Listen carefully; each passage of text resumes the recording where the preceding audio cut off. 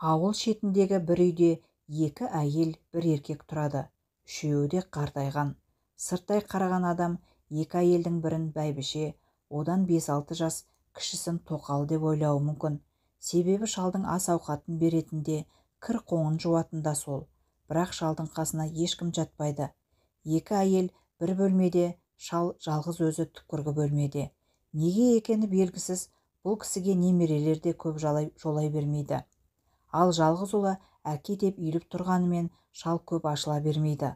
Лажы болса ұлының көзіне түскісі келмейді, көбіне саяқ жүреді. Өмір бойы аңдамай айтқан бір ауыз сөз үшін өзін іштей кеміріп жеп келеді. Әйелі де сол сұмдық сөзін еш кешіре алмады. Бір шаңырақ астында тұрып жатыр демесең, кемпір үшін шалының бар жоғы бәрібір. Баяғыда оған деген сезімі де, сенімі де сөніп, жүрегі қатып қалған. Күйеуі қанша рет жылап кешірім сұраса да, жүрегі еш жібімеді. Жас кезінде талай рет басы ауған жаққа кетіп қалып та жүрді. Тіпті бір рет күйеуі қайтқан бір келіншекпен баста қосты. Перзент сүйе алмады. Ақыры әйеліне қайта оралды. Кей күндері үйде әйел жоқта жалғыз ұлын бауырына басып, еңкілдеп жылайтын. Ұлы ол кезде кішкентай, әкесінің неліктен жылайтынын біле алмады. Анасының әкесін көрсе неге кірпідей жиырылып қалатынын да түсінбейтін. Ешқашан екеуінің емен жарқын отырып әңгімелескенін көрмепті. Әкесі үнемі түзде жүретін, анасы оны іздемейтін, сағынбайтын. Бір дастархан басында отырып ас ішкен күндерде тым сирек еді. Жалғыз ұлы 20-ға толып үйленемін дегенде әкесі қатты қуанған. Үйге келін келсе, әйелі өзгеріп бұған басқаша қарайтындай көрінген. Қайдан, өзгерген еш нәрсе жоқ. Келін келді, беташар жасалды. Ертеңіне әйелі енді құдағидың өздерімен бірге тұратынын айтты. Себеп жалғыз қызынан басқа ешкімі жоқ екен. Құдағи бір жола көшіп келген соң, үшеуі бір үйде тұрды да, жапсарлас салынған үйге екі жасты бөлек шығарды. Екі құдағи бір-бірімен сыйласып жақсы тұрды. Құдағи басында құдасымен де жер тарқатып әңгімелескісі келген. Бірақ құдағиының көңіліне қарап алаңдай берген. Бұл күйеуіне неге соншалық суық? Неге екеуінің бір жастықта басы қосылмайды? Құда қақ-соқпен ісі жоқ, жап-жақсы адам ғой, деп ойлайтын. Құдасына қатты жаны ашып, қызына қарағым, атаңның жағдайын жаса, еліп қызмет істей бер деп ақылын айтатын.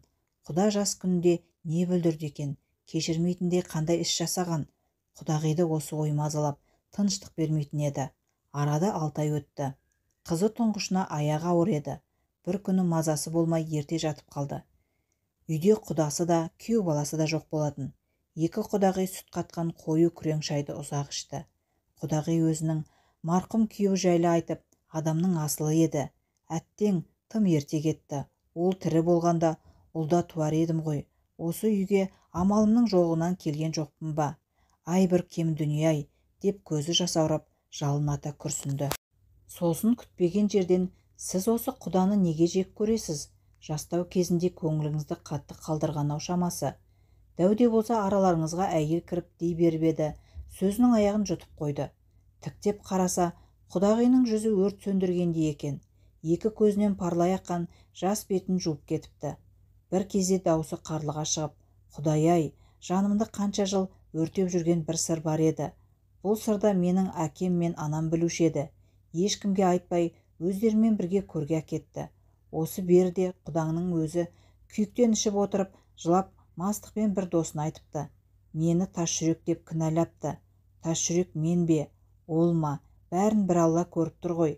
Айтайын сізге, тағдырдың тауқыметін бір кісідей-ақ тартқан жансыз. Бәрібір біреулер арқылы құлағыңызға жетер. Тек менің ұлым, мен сіздің қызыңызбен бұл әңгімені естімесін. Жас қой олар, жүректері ауырар. Сізге айтуға аузымда барар емес. Ол тас жүрек жалғыз ұлын сойып жемекші болған. Бұл ашаршылық жылдары болған оқиға еді. Ойбай-ау, құдайым-ау, не дейді, сұмдық-ай, терең болғыр құлағым не естігелі тұр. Осылай деген құдағидың өңі бұзылып кеткендей болды. Бірақ сабыр сақтап, әңгімені аяғына дейін тыңдайын дегендей, құдағиына жақынырақ отырды. Ол әңгімесін әрі қарай жалғастырды.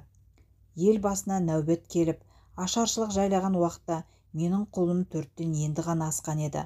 Атам ілгеріде көз жұмған. Енем мен күйеуімнің жалғыз қарындасы аштықтан өлді. Далада кездескен саршұнақ пен кірпіге дейін ұстап пісіріп жедік. Тірі қалу үшін не жемедік, не бір шөптің тамырын жеп, тасбақаны да, жыланды да қорек еттік.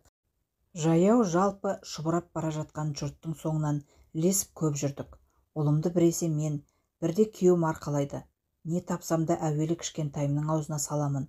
Өзім өлсем де аштықтан соны аман алып қалсам деймін. Бірде құлыным қатты ұшынып ауырды. Жүріп тұруға шамасы болмай, аппақ қудай болып жатып қалды. Түннің бір уағына дейін сандырақтап ұйықтай алмады. Апа деп әлсіз қолдарыммен кеудемді тырмалай берді. Бір кезде шаршап мен де ұлым да талықсып ұйықтап кетіппіз. Таң атак түс көріппін.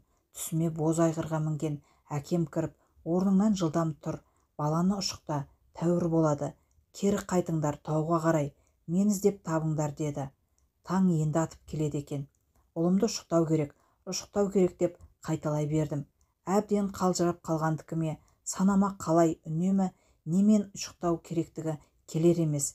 Бір уақытта өзімнің кішкентай кезімде анамның мені қалай ұшықтағаны есіме түсті. Дереу күндіз көрген су ағып жатқан арыққа қарай жүгіре жөнелдім. Су болар болмас шылдырлап жатыр екен. Жата қалып, аузымды суға толтырып алдым. Суды жұтып қоймауға тырысып, күйеуім мен ұлым жатқан жаққа қайта жүгірдім. Келдім де көзін зорға ашып, әлсіреп жатқан ұлымның бетіне бүркіп жібердім. Қорыққаннан қатты селк ете қалған ұлым апа деп бақырды. Оның даусынан әкесі де шошып оянды. Ұшықтадым ғой сені, енді жазыласың деп ұлымды құшақтай алдым. Ұлым көзін жұмып қайта ұйықтап кеткендей болды. Күйеуіме әкемнің түсіме кіргенін, ұлымыздың енді тәуір болатынын, әкемді тауға іздеп баруымыз керектігін айттым. Мұны естіген күйеуім қатты ашуланды. Бұл не сандырақ, әкең мен шешеңді көрмегелі 3 жыл болды. Баяғыдай жаз жайлауға, қыс қыстауға көшіп жүрген малы да жоқ. Сеніп жүрген байдың бар малын конфиске жасап, өзін итжекенге жер аударып жіберген. Мынау ашаршылықта сенің кәрі әке шешең түгілі жастардың өзі қынадай қырылып жатыр. Олар өлі ме тірі ме Құдай білсін. Мүмкін әлде қашан сүйектері қурап қалған шығар. Түс көрдім дейді ғой. Түс түлкінің боғы. Мына алдымызда шұбап бара жатқан жұрт қайда барса сонда барамыз. Солар не жесе біз де соны жеп аман қалудың жолын іздейміз. Күйеуімді көрген түсіме сендіре алмасымды білген соң үнсіз қалдым. Көп ойландым. Расында әкемді қайтаудан іздеймін. Тұрмысқа шығып ұлды болған соң әке шешемді бір-ақ рет көрдім. Жалғыз қыздарының ана атанып, ұлды болғанын естіген ата-анам ұлыма Бәсіре деп тай атаған.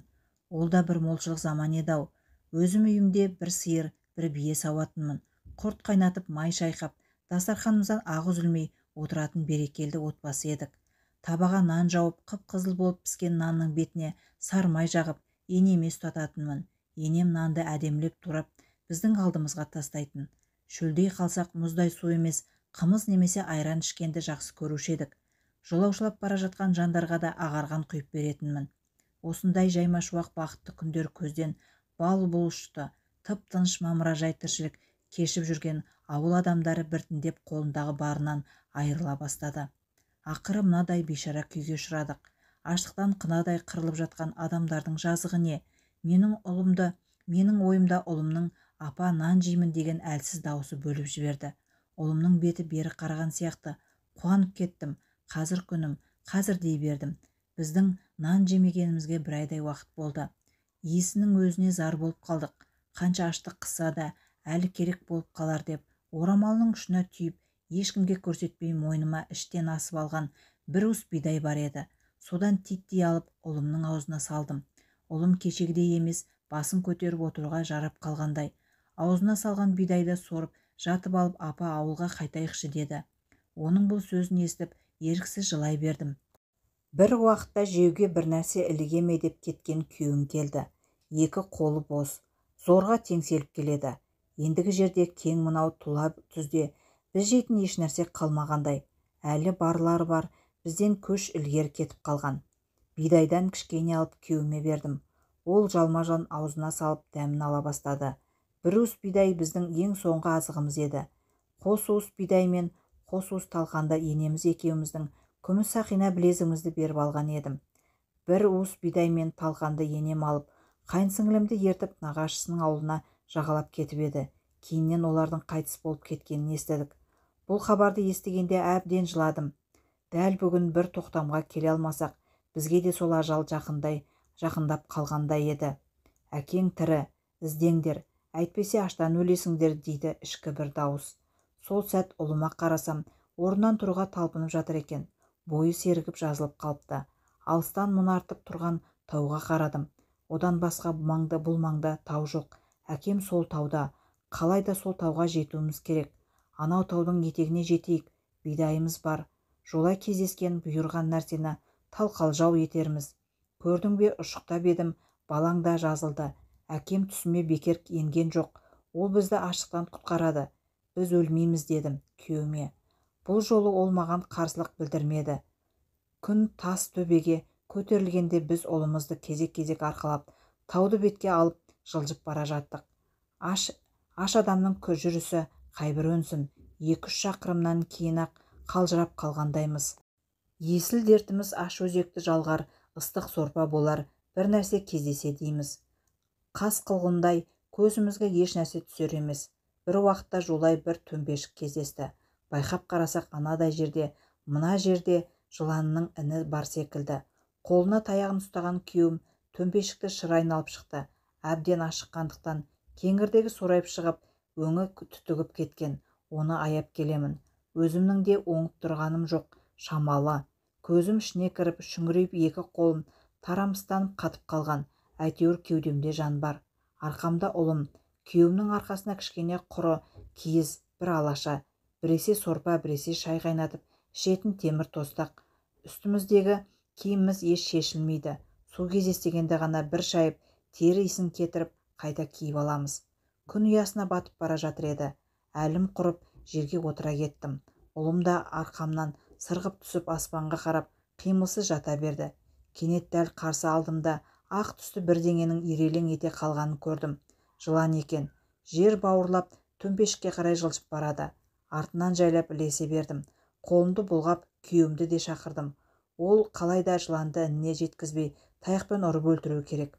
Бізге бұйырып тұрған ас па, әлде жыланның көзі көрмей ме? Жүрсі тым баяу. Жыланды күйеуім таяқпен қақ бастан қатты бір соғып еді, қимылсыз қалды. Екеуміздің сол сәтте қуанғанымыз-ай. Ол дереу жыланды таяқтың ұшымен жерден көтеріп алды да, ыстық сорпа ішетін болдық-ау, деді. Жаңадан бері байқамаппыз. Дәл осы кезде жасы бізбен шамалас өздері аш әйелмен еркек жанымызға келіп, жыланға жұтына қарап тұр екен. Менің көзіме олар ірілеу көрінді. Екеуінің жыланды әлімжеттік жасап, тартып алуы да мүмкін еді. Соны сезгендей күйеуім қалтасына өткір бәкісін шығарып, ұшын кірш еткізіп жыланның басына қадады. Төртеумізде де үн жоқ. Іштей арбасып тұрмыз. Екі аш бізден жыланды тартып алмақшы. Бұлардың бұл маңнан оңайлықпен кетпейтінін білген күйеуім бәкіні оң қолына ұстап, жыланды сол қолына орап, бар даусымен кетіңдер бұл жерден деп айқай салды. Олар кейін шегіне берді. Әкесінің даусын естіген ұлым орнынан тұрып бізге қарай келе жатыр екен. Екі ашқа жаным ашып тұр. Бірақ жалғыз жыланды олармен бөлісер жағдай емес едік. Күйеуіме төбешіктен аулақтау кетіп, қонуға әрекет жасайық дедім. Біраз ілгері жүріп, киізді жерге төсеп ұлымды отырғыздым. Жыланның терісін сыпырып алған күйеуім бөліп-бөліп темір тостаққа салып берді. Астына от жағып қайнатып жатырмын. Шіркін оттың жылуы-ай, тоңази бастаған денем жылына бастағандай. Бір сәт өзімді өз үйімде ошақтың басында от жағып, қойдың етін пісіріп отырғандай сезіндім. Көп ұзамай жыланның еті де пісті. Темір тостақты ортаға алып, бір ағаш қасықпен кезек-кезек сорпа ішіп отырмыз. Ыстық сорпа денемізді жылытып әл бергендей болды. Өлмейтінімізге көзіміз жеткенде екеуміз де көңілдене бастадық. Ұлым басын менің тіземе қойып ұйқыға кетті. Күйеуіме түнде отты өшірмей сергек болуымызды ескерттім. Бағанағы екі аштың қайта айналып соғып, ұлымызды алып кетуінен қатты қорқтым. Құдай сақтасын, түніміз тыныш өтті. Әлгі екеуі де жыбырлаған бірдеңе тауып, аш өзектерін жалғады ма, әлде өздері бізден қорықты ма, әйтеуір қайтып қара көрсетпеді. Таң ата біз үшеуміз де әлденіп тұрғандай болдық. Суды қайнатып ішіне бір шөкім бидай салып ішіп алған соң жолға шықтық. Тау жеткізер емес, күн шыжыған ыстық. Түске таман тағы да әліміз құрыды. Жерге киізді салып, 3 таяқты бір-біріне байлап, үстіне алашаны жауып, көлеңке еткендей болдық. Қарны ашқан ұлым анда-санда қыңқылдап тамақ сұрайды. Орамалымның ұшына тиген бидайдан титтей алып оның аузына салдым. Бұл жолы бидайдан өзім де жемедім, күйеуіме де бермедім. Бидайдың мүлдем аз қалғанын көрген соң, ойыма небір нәрселер орала берді. Біз өлсек те жалғыз ұлым аман қалса екен, елден бір адамдар шығып, аштарды жинап жүр деп те естідік. Ең болмаса ұлымды солардың қолына табыстап барып, көз жұмсақ деп те ойладым. Бірақ біз жұрттан мүлдем бөлектеніп кеттік. Тауға әкемді тапсам деген үмітпен келе жатырмыз. Біраз жатып демалып алған соң, тағы да алға жылжи бастадық. Жүріс өңбеді. Ілгері кеткен аяғымыз кейін кеткендей бола берді. Теріп жейтінде, ұстап жейтінде еш нәрсе жоқ. Құлазыған далада екеуміз үн қатпай келеміз. Ұлым тіптен әлсірей бастады. Оған 3-4 түйір бидай бердім. Сол түні күйеуіміз екеуміз нәр татпай жаттық. Ертең тау етегіне жетіп жығыламыз. Шыдайық, дедім әкесіне. Ол үндемеді. Түнде күйеуім сандырақтай бастады. Түні бойы шошып қасқыр келіп қалды деп бәкісін жалдаңдатып шықты. Таңертең жүзіне қарасам, екі көзі құтырған иттің көзі сияқты қып-қызыл. Орнынан тұрып, тіл қатпаған күйі бәкісін қайта-қайта қайрай берді. Әне таудың етегі көрініп те қалды. Тауға жетсек өлмейміз, деймін оған. Ол мені мүлдем естімейді. Құлағы тас керең сияқты. Бір кезде үлкен бір тастың үстіне теріс қарап отырды да, бірақ бәкісін қайрауын тоқтатар емес. Жайлап оның жанына келдім. Таудың жап-жақын қалағанын тағы да айтып қоямын. Әзірге кеудемізде жан бар ғой, алға қарай жылжи берейік. Саған не болды? Бәкіңді неге қайрай бересің? Қалтаңа салып қой, жейтін бір нәрсе кездессе керек болар, дедім. Менің сөзім миына қонғандай болды ма, күйеуім бәкісін шалбарының қалтасына салды. Сосын ұйықтап жатқан ұлының жанына барып, бетіне ұзақ үңілді. Оның жуық арада қозғала қоймайтынын білген соң, жанына бардым. Әуелі ұлымды оятайын деп, қолыммен басып ұстап едім, жанып тұр екен. Апа, су ішемін, деді зорға көзін ашып. Аузына аз ғана су тамыздым.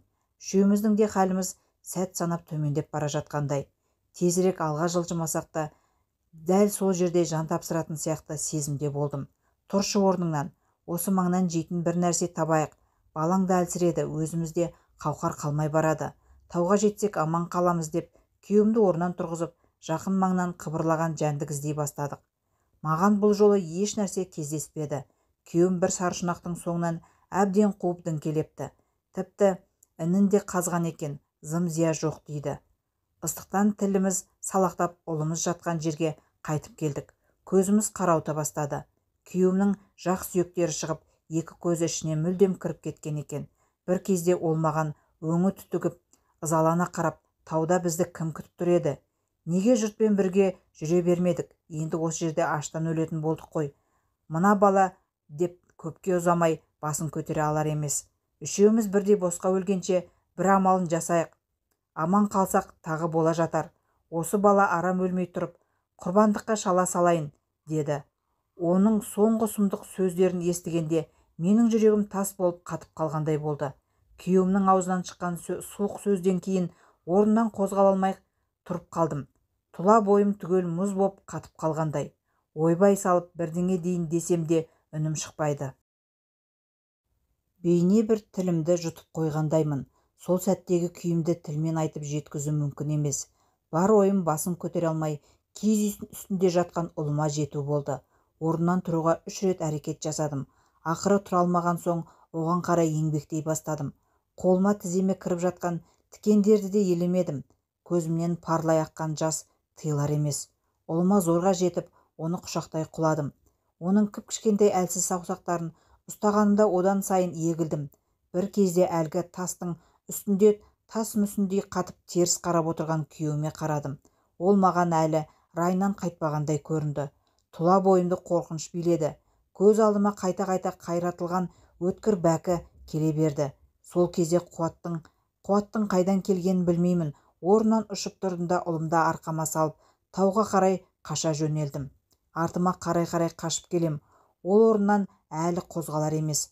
Соңғы рет тағы бір қарағанымда аяғым әлдене бір шөпке ілініп, омақаса қатты құладым. Ұлым арқамнан ұшып түсті. Апа деп бақырып жіберген. Кішкентайымды көтеріп алдым да қайтадан жерге жалп етіп отыра кеттім. Әлімнің құрығанын анық сездім. Екі жамбасым жерге жабысып қалғандай, қозғала алар емеспін. Баламды кеудеме қысып қимылсыз отыра бердім. Екі көзім күйеуім қалып кеткен жақта. Апа, су ішемін деді балам. Судың қалып кеткені енді есіме түсті. Артқа қайта алмаймын. Жанымның қиналғаны соншалық маңдайымнан суық тер бұрқ ете түсті. Тамағыма ащы өксік тығылды. Не істерімді білмей шандыр боп қатып қалған мәменің ұшын баламның аузына салдым. Балам әлсіз ернімен екі рет сорды да қойды. Бір уақытта күйеуімнің алыстан қарауытқан сұлбасы көрінді. Ол қалып кеткен заттарды арқалап жайлап бізге жылжып келеді екен. Жүрегім кеудемнен шығып кеткендей болып қатты соға бастады. Не істерімді білмей аласұра бастадым. Өзімнің енді орнымнан тұрып бір қадам жасай алмайтынымды анық сезіндім. Көзімнен жасы көл болып төгілді. Көз жасым баламның бетін түгел жуып шайып кетті. Кенет екі қолымнан өзін-өзі көкке қарай көтеріле берді де, Құдайым, бізді құтқара көр. Ол енді ұлымен қоса мені де сойып жер. Оның қарнын тойдырар, азық бере көрші деп ұзақ жыладым. Осы сөздерді қанша рет қайталап айтқаным есімде жоқ. Екі қолымды көкке жайып ұзақ отырдым. Бір қарасам күйеуім жақындап қалған екен. Ал оның арт жағында аппақ бір құйын келе жатыр екен. Енді мен күйеуімнен емес, құйыннан қорықтым. Жас кезімде ойнап жүрген кішкентай бір баланы осындай бір құйынның елсізге домалатып кеткенін көріп едім. Бар ойым ұлымда болып, кеудеммен басып жата қалдым. Құдайдың құдіретінде шек жоқ екендігінде сол күні анық көзім жетті. Бір кезде басымды көтерсем, дәл қасымда күйеуім тұр. Қолында бір аяғы жұлынып кеткен қара қарға. Әлі де болса қорқынышым басылмай денем дір-дір етеді. Ол жайлап екі тізесін бүгіп қасымызға отырды. Мені кешір, мені қарабасты ғой, шайтан азғырды. Кешір, енді менен қорқпа. Жаман ойым үшін Құдайдан жалынып кешірім сұрадым. Мына семіз қара қарғаны азық етсін деп бізге Құдай берді-ау. Келсем дәл жандарында жатыр екен. Не болса да жаңағы құйын бір жақтан ұшырып әкелгені болар. Мен мұның жүнін жұлып берейін, сен тез пісір, баламыз ыстық сорпа ішсін деді. Күйеуімнің бетіне қарағым келмеді. Жүрегімде оған деген жылылық пен мүлдем қалмағандай. Сонда да айтқан екі етпей үйренген басым үнсіз орнынан сүйретіле тұрып, суы бар ыдысқа қол создым. Әуелі ұлыма азғантай су жұтқызып, сосын өзім іштім. Темір тостақтың ішін бір шайып су толтырдым. Әр жерден бір жалпақтау тас жинап, бір-бірінің үстіне қойып қалап шықтым. Демде кішкене ғана тас ошақ пайда болды. Үстіне су толы темір тостақты қойдым. Сосын қорап қалған шөптердің тамырын әлім келгенше тартып, біраз жинап алдым да от жағудың қамына кірістім. Күйеуім де қарғаның жүнін жұлып бітіп, боршалап жатыр екен. Сәлден кейін-ақ етін сумен бір шайды да қолыма әкеп ұстатты. Қарғаның етін темір тостаққа салып, астына от жақтым. Күйеуім ұлының қасына барып отырған екен. Оң қолымен баласының басын сипап, терең ойға батып кетіпті. Бұл жолы мен одан қорыққан жоқпын. Оның ұлына деген мейірімі қайта оянғандай, көзі жасаурап өкініп отырған анық байқадым. Менің ең жақсы көретін жерім ошақтың басы. Жанып жатқан отқа қарап ойланып отырғанды бұрыннан жаным сүйетін. Бұл жолда сол ойлар мені артта қалған күндерге қалай жетелей жөнелді. Есіме ұлымның қалай дүниеге келгені түсті. Осы ұлым ақбозымды 6 жыл дегенде зорға көтеріп едім. 3 жылға дейін болып қалар деген үмітпен жүре бердік. Оның үстіне жаспын ғой, 16-ымда келін болып түскенмін. Енем де жайлы адам еді. Неге көтермей жүрсің деп артық ауыз әңгіме айтпайтын. Тек 3 жылдан кейін ғана мені тәуіп емшілерге көрсете бастады. Бірақ біз балалы болмадық. Сонда да үміт үзбей ала берер деп жүре бердік. Бір жылы көктемде бір ала қойымыз аппақ қозы туды. Басы ғана ала, денесі аппақ. Өзі сондай сүйкімді еді. Сол қозыны туғаннан жақсы көрдім. Кейде басқа қойларды саусам, оның енесін саумайтынмын. Енесінің сүтін бірі өзі қанып ішсін деуші едім. Сол ақ қозы марқа қозы, сосын тоқты болды. Енесімен бірге өріске шығып жүретін. Бір күні алдыңғы аяғы мертігіп ақсаңдап келді. Күйеуім қарап көрді де, ертең бұл жүре алмайды-ау. Таңертең орнынан тұра алмаса, соя салу керек деді. Қайдағын айтпашы, сойғаны несі? Ертең-ақ жүріп кетеді дедім, ақ тоқтымды қимай. Сол күні ет асып, кешкі асымызды енді шейіндеп жатқанымызда сырттан бір аттылы кісі келді. Алыстан келе жатқан жолаушы екен. Баратын жері алыс екенін айтып, күйеуінен қонуға рұқсат сұрады. Күйеуім екі сөзге келмей құдайы қонақ атын байлап, өзін киіз үйдің ішіне кіргізді. Мен пісіріп отырған даяр асты дастарханға қойдым. Әлгі жолаушы көп сөйлемейді екен. Бәрімізге барлай қарап, үй ішін жаймен ғана көзбен шолып отыр. Тамақ ішіп болған соң асық жіліктің асығын алып, бәкісімен жақсылап тазалап енеме ұсынып, мына асықты немереңізге берерсіз деді. Енем қапелімде не дерін білмеді ме, немерені қайдан көріп отырсыз? Құдайым бізге бір шикөкпені қимай жүрген жоқ па? Деді. Қонақ үндемеді. Бірақ осы әңгімеден соң маған көз қиығын тастап, күніге 1000 пәлеге жолықсаң да, Құдайдан ешқашан үмітіңді үзбе деген. Үміт үзбеңіздер деді. Сосын мен қонаққа сәлем жасап, табақты алып сыртқа шықтым. Шәй да ұзақ ішілді. Шәй үстінде қонақ шешіліп, көп әңгіме айтты. Өзі емші екен. Осы сапарында алыстағы бір байдың тоқалы елерме болып ауырып соған шақыртқан екен.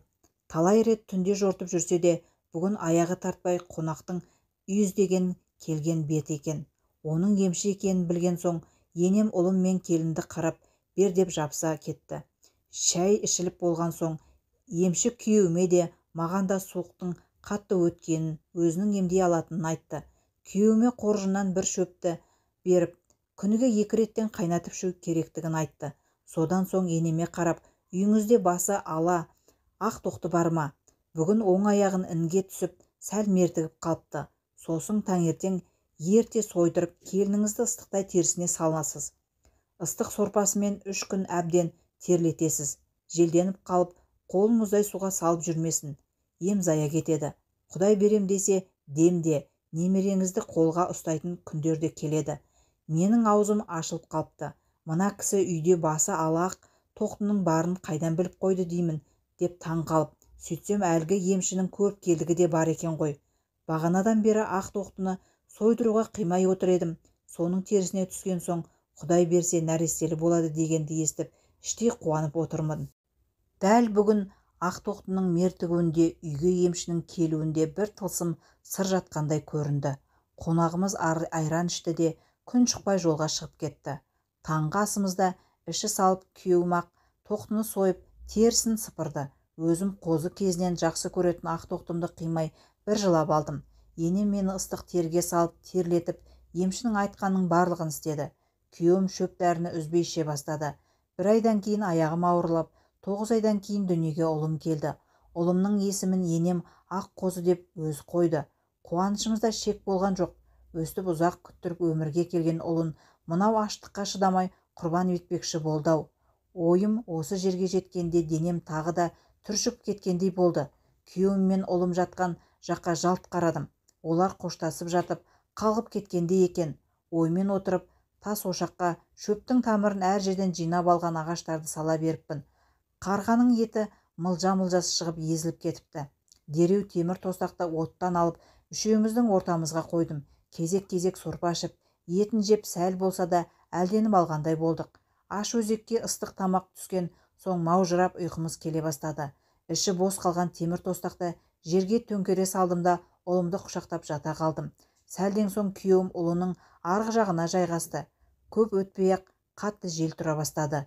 Күйеуім алашаның жан-жағын таспен бастырып қойды. Жел біраз тұрып басылғандай болып еді. Біз қатты ұйықтап кеткен екенбіз. Бір кезде шошынып ояндық. Таяққа асып қойған алашамызда, астымызға төсеген киізімізде шетінен лапылдап жанып жатыр. Бет шарпитын қып-қызыл жалын. Лапылдап жатқан шайлымыздан қашып шықтық. Отты өшіретін суымыз да жоқ. Жел күшейе түскен. Қып-қызыл жалынға шошына қарап тұрмыз. Осылайша астымызға төсеп жүрген киізден де, сәл де болса күннен, желден қорғайтын алашадан да айырылдық. Оларға шоқтың қайдан түскенін енді білдім. Мен ошақтағы қалған отты өшіруді ұмытып кетіппін. Біз ұйықтап жатқанда тұрған жел тасты да, шоқты да ұшырған екен ғой. Сөйтіп шоқ алашаға киізге тиіп жана бастаған. Қайда барарымызды білмей көп тұрдық. Ұлымды күйеуім көтеріп алған. Күндіз таудың дәл етегіне жақын қалғанымызды аңғарып едім. Қап қараңғыда тау тіптен дәл жанымызда бізге төніп тұрғандай сезілді. Алаша демде жанып бітті. Киіз бықсып ұзақ жанды. Оның есінен қашып алақтау жерге барып отырдық. Бір мезетте аттың дүбірі естілгендей болды. Тау жақтан белгісіз салт атты бізге қарай шауып келе жатыр екен. Жақын қалғанда иығына асынып алған мылтығын көріп тіптен қорқып кеттік. «Кімсіңдер? Елсізде не істеп жүрген адамсыңдар? Мынау не қылған от?» деп айқай салған зор дауысты естігенде талып қала жаздадым. Бұл менің күндіз-түні Құдайдан кездесуімізді тілеп іздеп келе жатқан әкем еді. «Әке, әке, бұл біз ғой, мен қызыңыз Сүйін боламын» деп тұра жүгірдім. Әкемнің астындағы боз атты менен қорыққандай басын сілкіп кейін шегініп кетті. Менің даусымды таныған әкем атынан түсіп маған қарай жүгірді. Мен әкемді құшақтай алдым. «Жалғызым, жарығым, аман екенсің ғой, тірі екенсің ғой» деп еңкілдеп жылаған әкеме қосылып аңырадым келіп. Көрген азаптарымның бәрі еске түсіп тоқтай алар емеспін. Әкем арқамнан қағып жұбатып әлек. Жанымызға ұлым мен күйеуім келгенде екен. Әкем олармен де құшақтасып көрісті. Әсіресе Аққозыны емірене иіскеп, «Құлыным-ау, атаңның сені көретін күні бар екен-ау» деп егіле жылады. «Киіз де түгел жанып бітті-ау» дегенде әкем ұлым екеумізді атқа мінгізіп өзі жаяу жетелеп жүрді. Күйеуім де қайнатасына ілесіп жаяу келе жатыр. Жолда келе жатып анамның жағдайын сұрадым. Анам соңғы кезде көп ауырып жүрген екен. Түс көргенімді айтқанымда әкем таң қалды. Нағашы әжесінің қасиеті қонғалы жүрген болар. Ол кісінің де көрген түсі дәл келетін еді деді. Әкем киіз үйін тау етегіндегі бір үлкен ағаштың қасына тіккен екен. Үйге жетіп бізді түсірген соң атын ағашқа байлады. Анаммен жылап көрістім. Анам менің аштықтан азып тозып кеткен жүзіме қайта-қайта қарап, «Күнім-ай, алтыным-ай, бізді қалай таптыңдар» деп құшағынан босатар емес. Үйге кіріп аңтарыла қарап тұрып қалыппын. Далада жүріп тағаға айналып кеткен сияқтымыз. Анам төсеген көрпешеге де отыруға батпай шетіне жайғастым. Осы кезде сырттан кірген әкем, «Жарығым-ау, босағада неғып отырсың? Қыздың орны төр емес пе? Жоғары шық» деді. Әкемнің үйінің төріне шығып жайғасқан кезде ғана аштықпен, азаппен өткен күндердің артта қалғанын түсінгендей болдым. «Шіркін-ай, туған үй, қандай ыстық едің!» Тұла бойым жып-жылы болып өзімді жұмақта отырғандай сезіндім. Апам нанын, айранын алдымызға қойды. Қып-қызыл болып табаға піскен нанның иісі мұрынды жарып барады. Айраннан бір ұрттап, нанды бірден аузыма апармай, маңдайыма тигізіп кеудеме бастым. Жеуге бір үзім нан таппай аштан қырылып жатқан жұртты ойладым. Көзімнен жас ыршып кетті. Наннан бір үзім бөліп алып аузыма салдым. Сол күнгі жеген нанымның дәмі әлі аузымнан кетпейді. Қарасам күйеуім де ұлым да наннан кішкене ғана бөліп алып жайлап шайнап отыр екен. Әбден ашығып қалған басымыз. Нанды бірден жеп қоюға ертеңгі күні таба алмай қаламыз ба деп қорқып отырғандаймыз. Әкем мен анам біздің аштықтан қалжыраған түрімізге аянышпен қарайды. Бізді тойынып, әбден тынығып алсын дегендей екеуі әңгіме қозғамады. Ұйқы қысып бара жатқан соң отырған жерімізге қисая салдық. Сол жатқаннан күн шыққанша қатып ұйықтап қалыппыз. Жұмсақ көрпеше мен жастықты қимай біраз жаттым. Сыртқа шықсам, анам киіз үйдің көлеңке тұсында жай салып қойып шай қайнатып жүр екен. Жанында жасы жетілер шамасында бір бала жүр. Бұл бала кім, қайдан келген деп таңдана қарап қалдым. Мені көрген апам оған «Бар, әпкеңе сәлемдес» деді. Ол жүгіріп келіп қолымды алды. «Аты Сағидолла, сенің інің болады» деді апам. Қайдағы іні, түк түсінбей анама қарай бердім. «Сәл шыда, әңгіме көп, әкең айтып берер. Енді бұл сенің артыңнан ерген інің. Ертеңгі күні саған төркін болады. Біздің көзіміз жұмыла қалса, осы баланы қара тұтасың ғой» деді.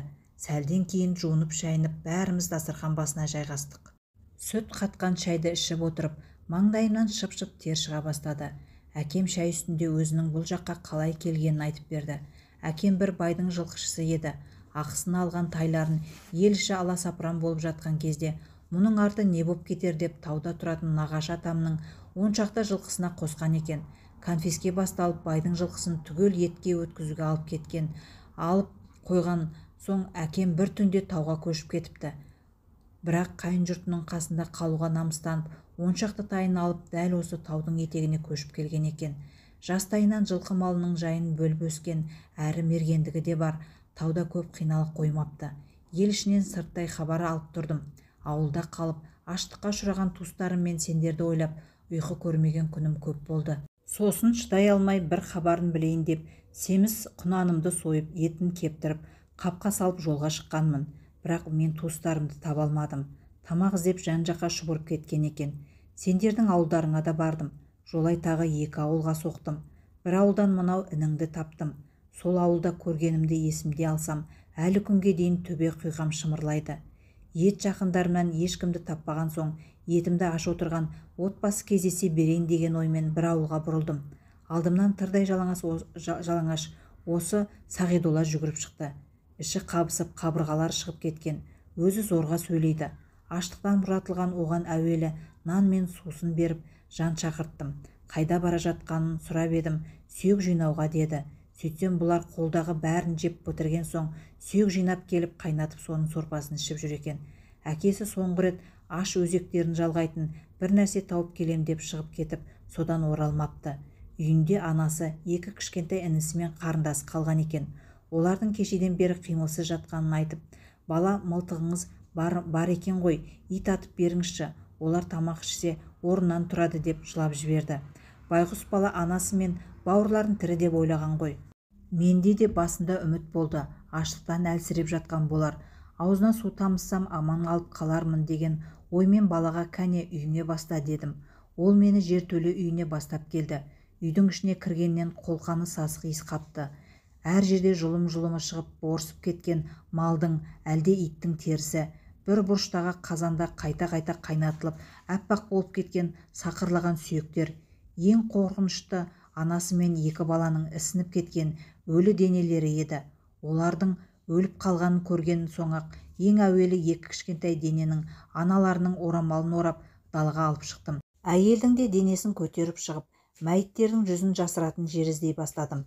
Бейшара бала апа, көзіңді ашшы деп анасының өлі денесін шыр айнала береді. Оған анасы мен бауырларының о дүниелік болғанын түсіндірмей жер қойнына тапсыра алмайтынын ұқтым. Оны бауырыма басып, балам, енді анаң да, інің де, қарындасың да орнынан тұрмайды. Олар аштықтан жан тапсырыпты. Енді жерлеп екеуміз дұға жасаймыз. Сені жалғыз қалдырмаймын. Бүгіннен бастап менің ұлым боласың. Әкең тірі болса, табылса қайтарамын дедім, өзегім өртене. Осылай кішкентай Сағидолла менің ұлым болды. Мені сол ауылға Құдай айдап барған шығар. Әйтпесе ол да бір жерде аштан өлер еді. Не керек биіктеу бір жерден көр қазып, ана мен балаларын жіберледім. Көзінен жас шықпай қатып қалған Сағи анасын көрге қойып жатқанында еңіреп жіберді де жерге құлап түсті. Оның аш екендігі есіме түсті. Баладан айырылып қаламын ба деп қатты қорықтым. Дереу үйдегі қазанды алып шығып, тазалап, жер ошақ дайындап, ет қайнатуға кірістім. Ет жеп, сорпа ішіп, Сағи екеуміз әлденіп алдық. Оның ұйқысы келіп отырғанын көріп, шапанымды төсеп жатқыздым. Түтіні шықпай аштықтан шұбырып кеткен жұрт енді бұл ауылға орала ма? Тайлары далаға шыға алмай үйінде аштан бұратылып жатыр ма екен? Осыны ойлауым мұң екен. Тағы да бірлі жарымды аштықтан құтқарып қалармын деген оймен үйлерді аралап шықпақшы болдым. Сағи ұйықтап қалыпты. Орнымнан тез тұрдым да жақын маңдағы қаңырап қалған үйге бас сұқтым. Үй ішінде шашылып жатқан ескі құсқызаттан басқа еш нәрсе жоқ. Үй егелері әлдеқашан кетіп қалған сияқты. Бір бұрыштағы кереуетке шымылдық құрылған күйі қалыпты. Бойжеткен қыздың жатқан жайына ұқсайды. Үкі тыққан тақиясын көргенімде сені еске алдым қызым. Бір жылап та алдым. Сосын аяғым оқшау тұрған үйге тарта берді. Бекер емес екен. Үй ішіне кіргеннен төр алдында аяқ қолы күп болып ісіп кеткен сақал шашы әппақ қудай қарияны көрдім. Ол сөйлей алмай, тілі күрмеліп жатыр екен. Мені көргенде кеудесінде бір үміт пайда болғандай, шүңірейіп ішіне кірген екі көзі жылт ете қалды. Бірақ демде сөнді. Жанына келіп тізерлеп отырдым. 2 қолы тастай болып қатып қалған екен. Басын көтеріп аузына су тамыздым. Қария бір жұтым суды ішті де, зорға дегенде тілі икемге келіп, күбірлеп, «Ля илляха иллаллах» деді. Сөйтті де көзді жұмды. Мен ол кісінің тегін адам емесін сездім. Марқұмды білген дұғамды оқып жерледім. Шапанның қалтасында сырты қапталған кішкене Құран кітабы бар екен. Оны алдым. Бұл үйде қариядан басқа да адам болғанға ұқсайды. Себебі үй іші таза, алайда мен кеткенше ешкім оралмады. Соған қарағанда тамақ іздеп алысқа кеткен сияқты. Өлікті жер қойнына тапсырып, Сағи ұйықтап жатқан жерге келдім. Бұл ауылды арқалап жүрген, етімді де жейтін адам қалмапты. Баламды алдыма отырғызып тауға қайтпақшы болдым. Жолда келе жатып, атқа арба жегіп алған екі жігітті кездестірдім. Олар аштардың тірі, қалғаны көмек беру үшін арнайы қаулымен елден шыққан екен. Өз көргендерім мен баланың жайын баяндап, екі қабетті соларға өткіздім. Міне содан бері Сағи қасымызда, бізге бауыр етіп асып кетті. Туған ұлымдай, ұлым жоқ қой деп кеуде қамығушы едім. Саған да іні табылды. Құдайға шүкір деймін. Әзірге туған әкесінің не өлі не тірі екенін біле алмадым. Бұл маған Құдайдың берген аманаты баласы ғой. Көзім тірісінде қанаттыға қақтырмай, тұмсықтыға шоқтырмай өсіремін. Тек заман тыныш болсын. Мына заманның желінің қайдан соғарын білмей қалдық. Айрандай ұйыған мал мен күн көрген ел едік. Бар қазақтың малын түгел қалдырмай сыпырып алды. Халық аштан қырылып жатыр. Ендігі көрер күніміз не болмақ? Мен сендердің осында келгендеріңе қуанып отырмын. Енді үйге мал жандарға сендер ие бола тұрсаңдар, мен ел ішіне барып, аштарға көмек беріп жатқандарға қосылсам деген ойдамын. Мына Сағи сияқты жас балаларды құтқарсам да ол жай емес пе? Сендер 2-3 күн әлденіп алған соң жолға шығамын. Әкем осылай деп әңгімені аяқтап, орнынан тұрып кетті. Мен Сағидолланы бауырым деп құшақтап маңдайынан сүйдім. Ол ақыры қара шаңырақтың иесі менің інім болып қалды. Әкем оны өз тегіне жаздырды. Басымыздан осындай қилы-қилы оқиғалар өтті. Жақсыны да жаманды да көрдік. Жүрегімнің неге тас болып қатып қалғанын енді сіздер білдіңіздер. Адамның тастай қатты жері де, мақтадай жұмсақ, ең нәзік жері де жүрек екен. Менің жүрегім күйеуімнің бір ауыз сөзінен мәңгіге қатып қалды. Оны кешіре алмадым. Құдағиының әңгімесін таңға дейін кірпік қақпай, арасында көз жасын қайта-қайта сығып тыңдаған ол ауыр күрсінді. Құдағиын шын жүрегімен аяп кетті. Бір ауыз сөз тасқа айналған екі жүрек. Оны кім қалай жібітпек?